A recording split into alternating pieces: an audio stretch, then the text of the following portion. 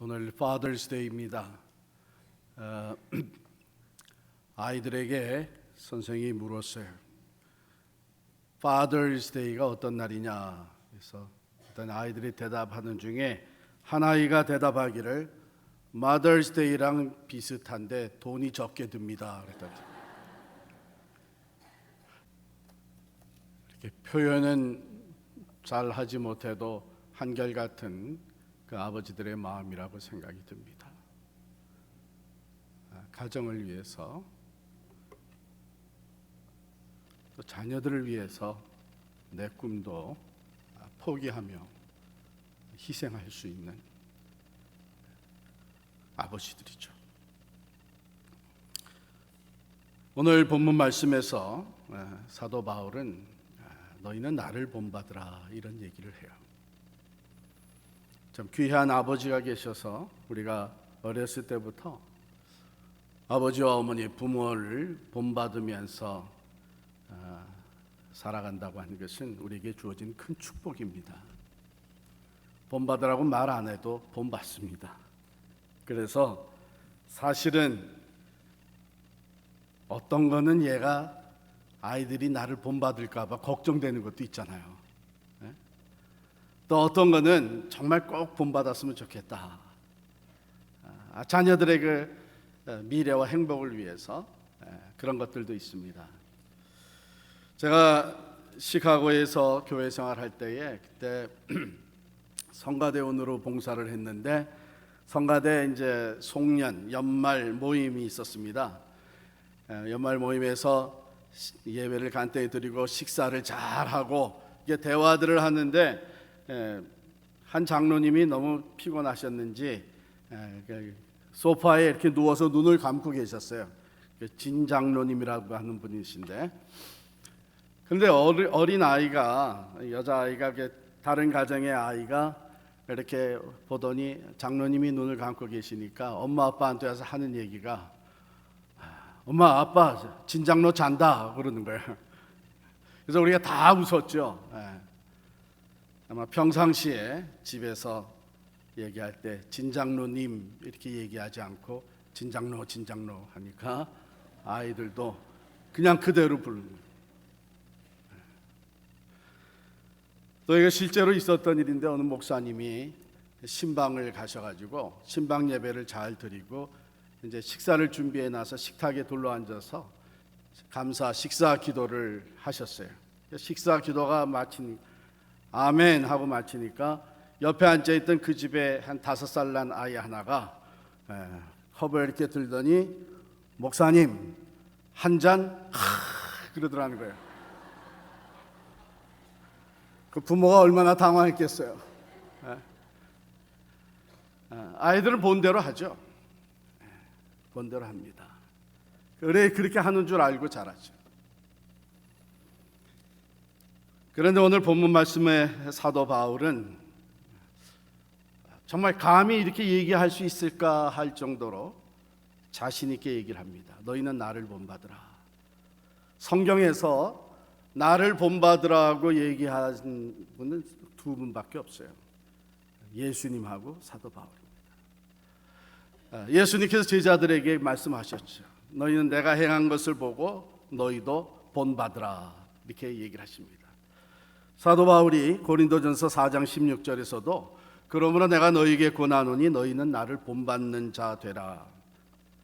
오늘 본문에서도 그랬고요. 또 빌립보서 3장 17절에 보면 형제들아 너희는 함께 나를 본받으라. 또 우리로 본을 삼은 것 같이 그대로 행하는 자들을 보이라. 이렇게 했습니다.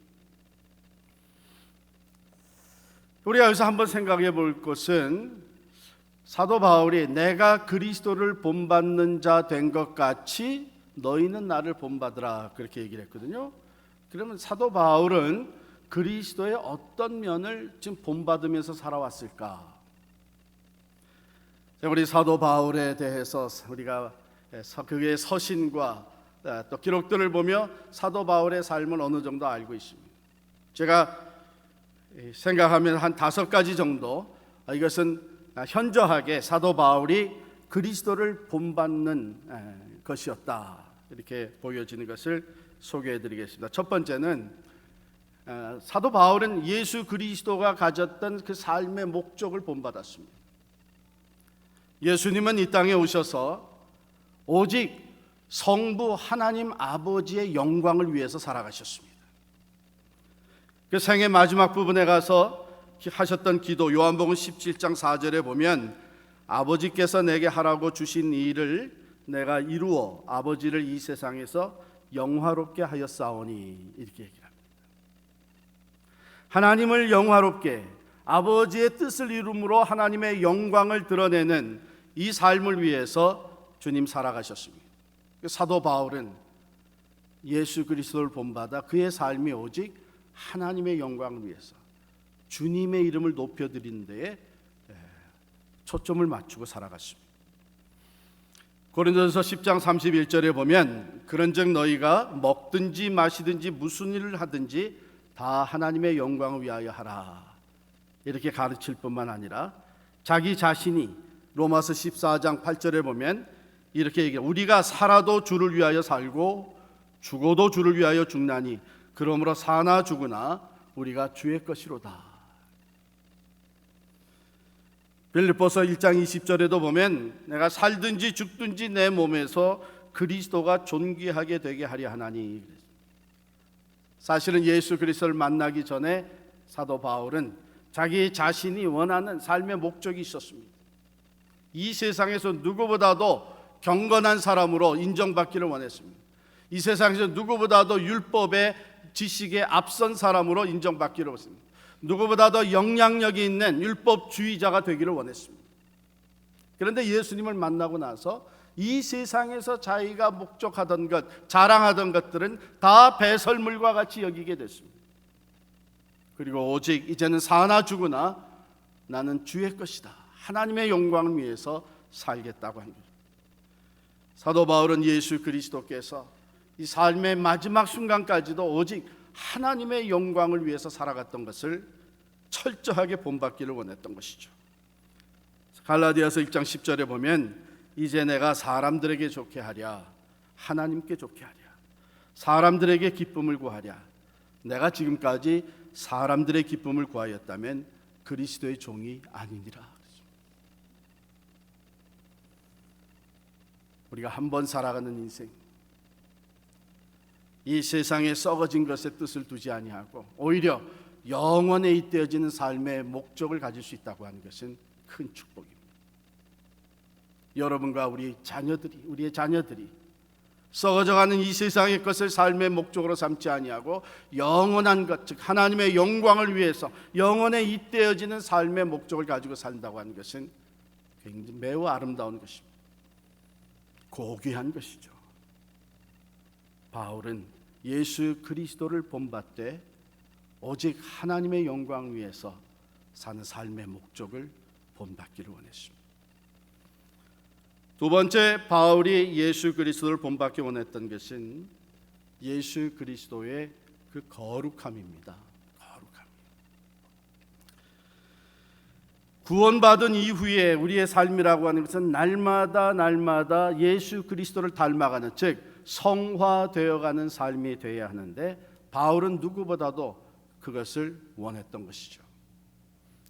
로마서 7장 24절에 보면 바울의 그 일종의 절규가 나옵니다. 오호라 나는 곤고한 사람이로다. 이 사망의 몸에서 누가 나를 건져내랴. 이 로마서를 기록할 때는 이미 바울이 누구보다도 훌륭한 신앙 인격자로 인정받고 있을 때입니다. 누구보다도 많은 선교와 복음의 역사를 이루었던 사람입니다. 훌륭한 크리스찬 리더십을 발휘하고 있던 사람입니다. 그러나 바울은 그러한 가운데서도 자기의 속사람을 들여다보며 끊임없이 성찰하고 있었던 것을 보게 됩니다. 그는 자기 안에 아직도 악한 것이 있는 것을 보았습니다. 아직도 그 죄의 유혹이 있는 것을 그대로 보았습니다. 그래서 고백하기를 내가 원하는 바 선은 행치 아니하고 원치 않는 악을 행하는도다. 오라 나는 곤고한 사람이로다. 누가 나를 이 사망의 몸에서 끌어낼 수 있겠느냐?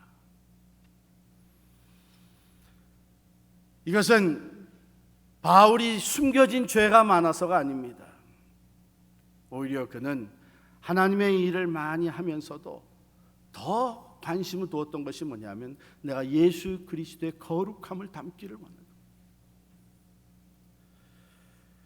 마치 우리가 카워실을 깨끗하게 하고 나오게 되면 흙탕물 하나만 튀어서 묻어도 그것이 크게 보이듯이, 더러워진 것이 크게 보이듯이, 바울은 성화되어 가면 갈수록 자기 안에 아직 하나님이 기뻐하시지 않는 죄악된 것이 있는 것이 너무나 크게 보이거든요.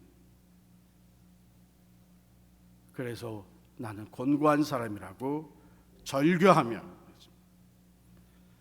그는 복음을 전하면서도 항상 예수 그리스도의 거룩함을 담기를 원했기 때문에 그가 고백하기를 내가 내 몸을 쳐서 복종하게 함은 내가 남에게 전파한 후에 자신이 도리어 버림을 받을까 두려워함이라 그랬어요. 그래서 바울은 이 믿음의 경주를 달려가면서 주신 사명을 감당하면서 나는 날마다 죽노라.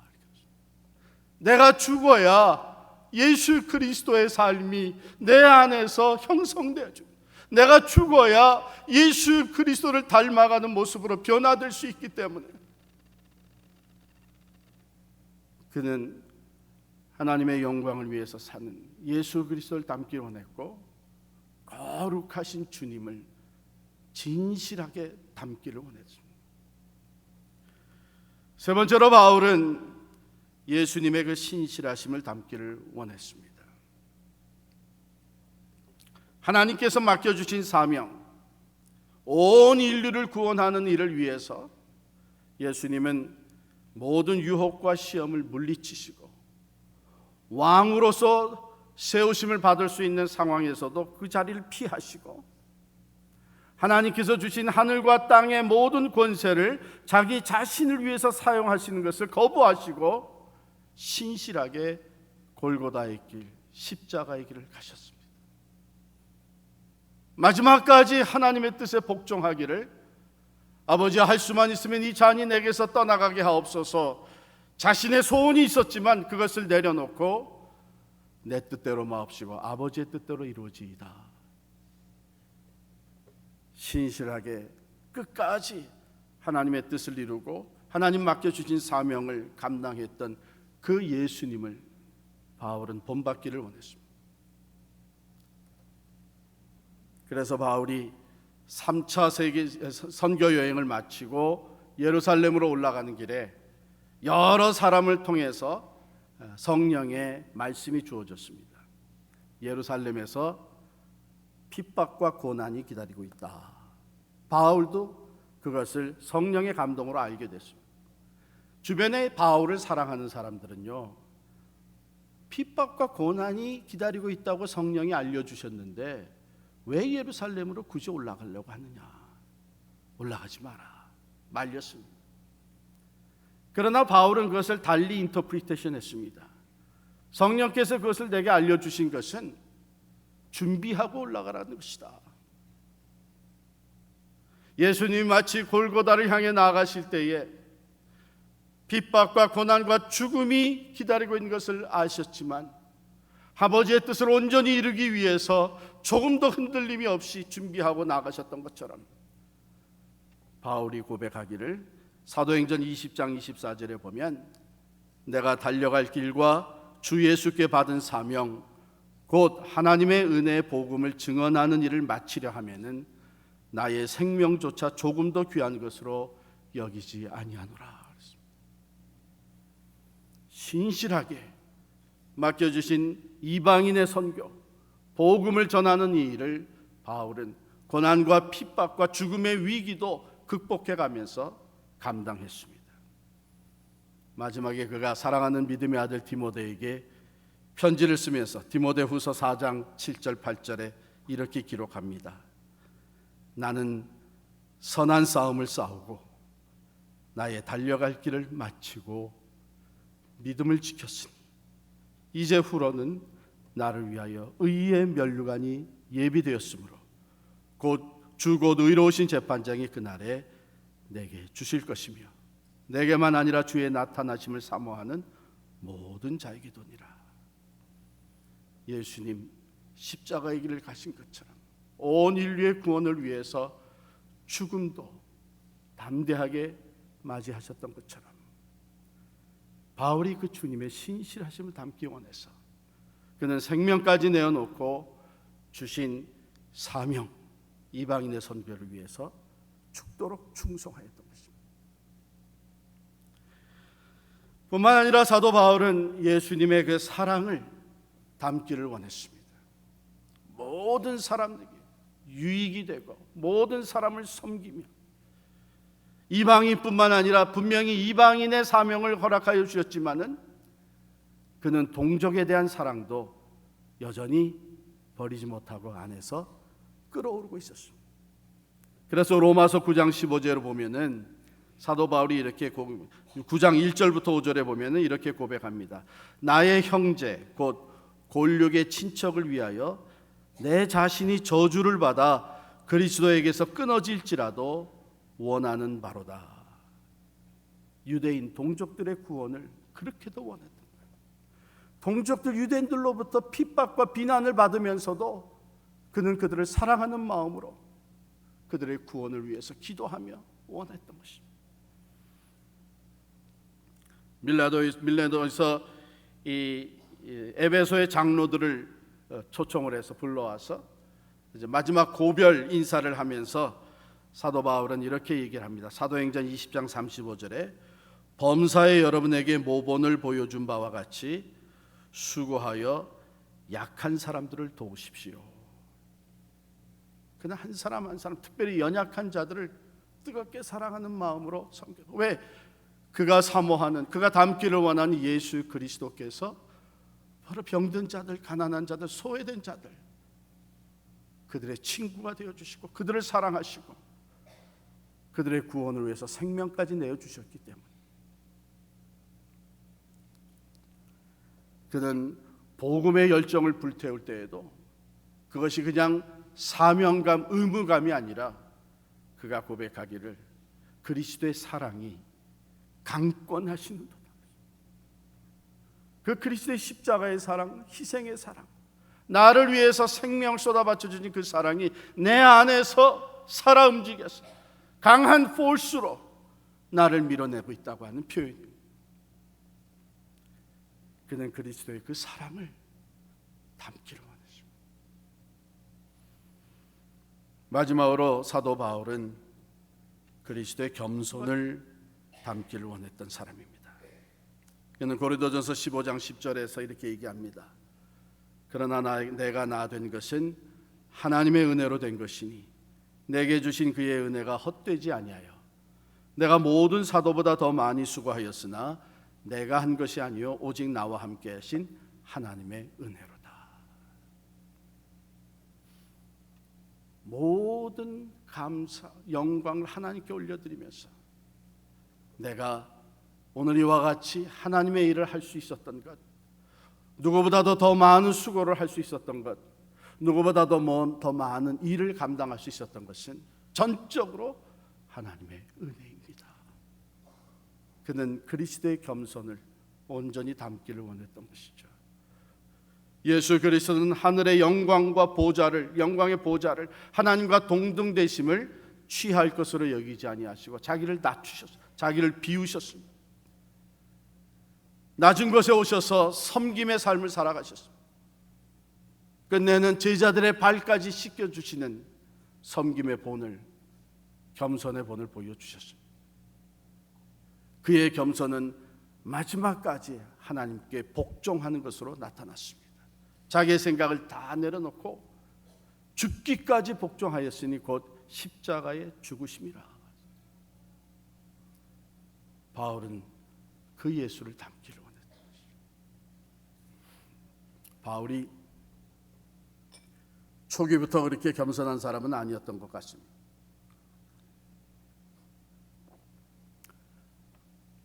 바울이 그의 사역의 초기에 쓴 편지들을 보게 되면 자기에게 사도권을 디펜드하는 내용들이 나옵니다. 하나님의 뜻을 따라 예수 그리스도의 사도된 나 바울은 이렇게 서신을 시작을 합니다.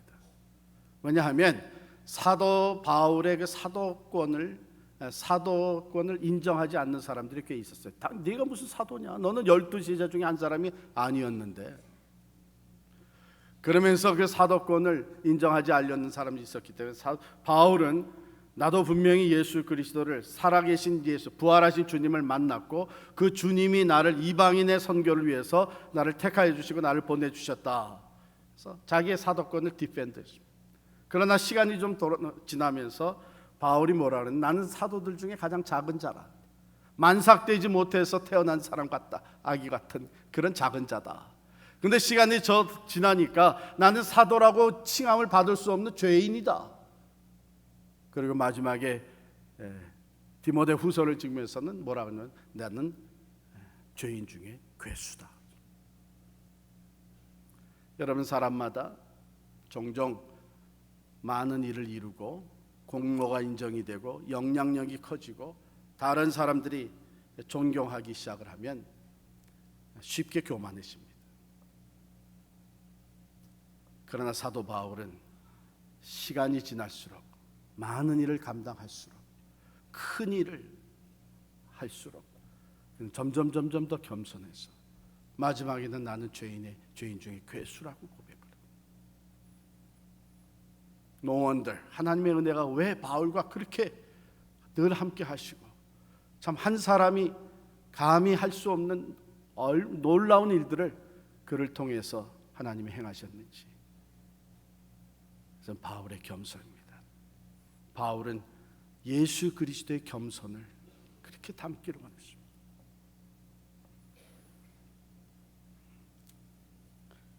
사랑하는 성도 여러분,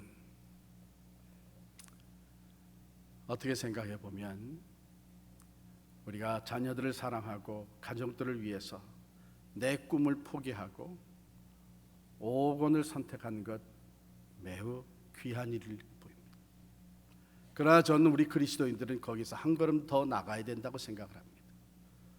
통계를 보게 되면 부모의 유산을 이어받아서 남들에게 존경받는 성공적인 인생을 사는 사람들은 20%밖에 안 됩니다. 오히려 나머지 80%가 없는 가운데 참으로 자수성가하고 남다른 꿈을 가지고 인내하며 노력하면서 자기의 인생을 키워갈 때에 성공적인 사람, 존경받는 리더가 될 수 있었다는 것이죠. 그러므로 우리가 자녀들에게 물려줄 수 있는 가장 귀한 것이 무엇일까? 그것은 어쩌면 사도 바울의 고백이 우리의 고백이 되어서 자녀들에게 물려줄 수 있다면 가장 귀한 것이 아닐까 생각합니다. 너희는 나를 본받는 자가 되라.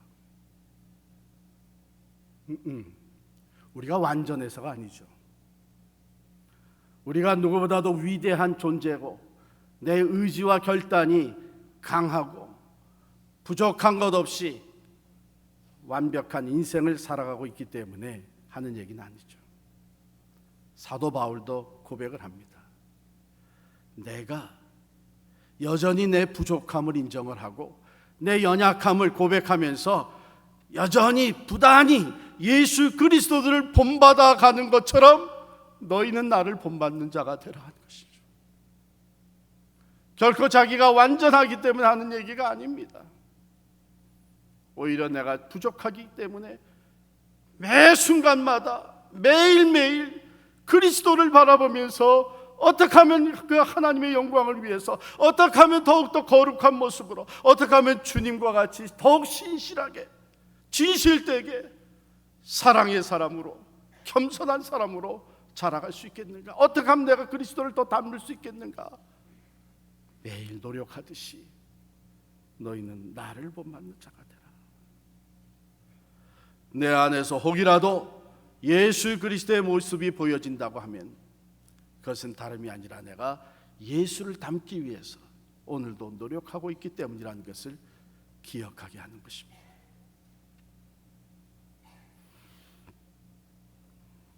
오늘 아버지 날에 아버지를 찾아 뵙지 못하는 마음의 안타까움이 여러분들 또 저에게도 있습니다. 아버지를 생각하면서 여러분들이 아마 내가 우리 아버지의 이런 것을 꼭 담고 싶다 하는 면이 있을 거예요. 저도 여러 가지 중에 그 한 가지를 짚으라면 저는 저희 아버님이 참으로 진실되게 살려고 누구보다도 노력하신 것을 담고 싶습니다. 우리 집안에 그런 일화가 있습니다. 저희 아버님이 저희 이제 어머님하고 결혼을 했는데 저희 어머니 외갓집은 이제 신앙생활을 쭉 잘하셔서 저희 외할아버지 할머니가 저 양서방이 이제 빨리 세례를 받아야 될 텐데 해서 계속 푸시를 한 거예요. 그러니까 교회를 나가고 또 장인 장모 또 이 결혼한 아내까지 세례를 받기를 원하는데 내가 세례를 받아야 되겠다 해서 공부를 다 하고 그다음에 세례 문답을 받았어요. 목사님하고 앉아서 이제 문답을 하는데 물으시는 대로 공부한 내용을 가지고 답을 아주 완벽하게 답을 다 하셨어요. 그래서 이제 통과가 되는데 이제 일어나서 나오기 전에 저희 아버님이 목사님에게 질문을 한 거예요. 목사님, 지금 오늘 이렇게 질문하신 것에 제가 대답을 다 했습니다. 예수님은 살아계신 하나님의 아들이시고 내 죄를 위해서 십자가에 달려 돌아가셨고 난 예수 믿음으로써 구원을 얻게 되었고 또 지금 죽는더라도 나는 천국에 갔다.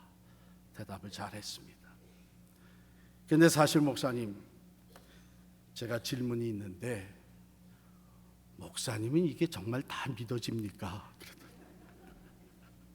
그렇게 질문하셨다는 거예요. 솔직하게 내가 공부한 대로 가르쳐 준 대로 답은 했지만 나는 아직 그게 확실히 믿어지지가 않습니다. 난 그런 믿음이 아직 없습니다. 참 의아한 것은 어떻게 이것이 믿어질 수 있을까? 그 목사님이 이게 다 믿어지십니까? 그때 참 목사님이 탓하지 아니하시고 그렇게 얘기를 해주셨다는 거예요. 믿음은 하나님이 주시는 선물입니다. 사모하는 마음으로 신앙생활을 꾸준히 하다 보면 하나님께서 믿음을 주실 것입니다. 그 이후 우리 아버님은 늘 자기 자신의 믿음에 대해서 신앙에 대해서 누구보다도 정직하려고 노력을 했습니다. 그렇기 때문에 누구보다도 그 진실된 이왕에 믿는 거 거짓 없는 믿음을 내가 가지고 싶다. 그런 마음을 가지고 신앙생활을 쭉 하셨습니다.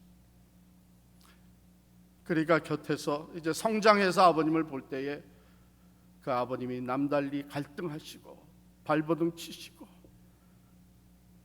자기 자신의 내면을 들여다보면서 그 믿음의 싸움을 싸워 나가시는 것을 곁에서 볼 수 있어요.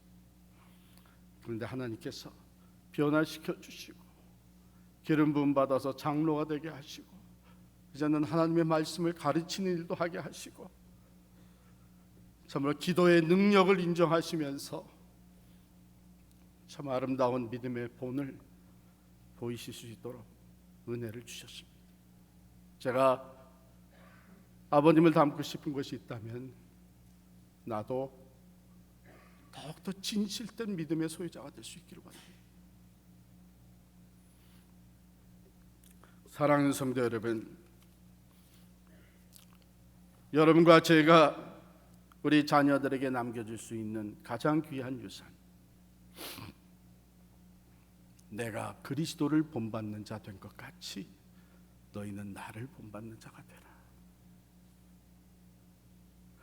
내가 완전해서 하는 얘기는 아니다. 아버지도 여전히 부족하고 여전히 잘못을 저지르기도 하고 실수도 한다. 그러나 아버지는 오늘도 내일도 어제보다 더 예수님을 닮기를 원하니, 그러니 너도 아버지를 본받아서 그리스도를 닮아가는 사람이 되어라. 그 실제적인 닮아가는 변화의 모습을 우리가 자녀들에게 보여줄 수만 있다면, 그래서 나도 우리 아버지와 같이 예수님을 닮아가는 사람이 되리라 결단한다면, 나도 우리 아버지와 같이 하나님의 영광을 위해서 살아가 거룩한 삶을 사모하면서 진실된 믿음의 사람, 사랑의 사람, 겸손한 사람으로 변화되어 가리라. 그 마음속에 그런 사모하는 마음을 심어줄 수 있다면 우리가 자녀들에게 남겨줄 수 있는 최고의 유산이 되리라 믿습니다.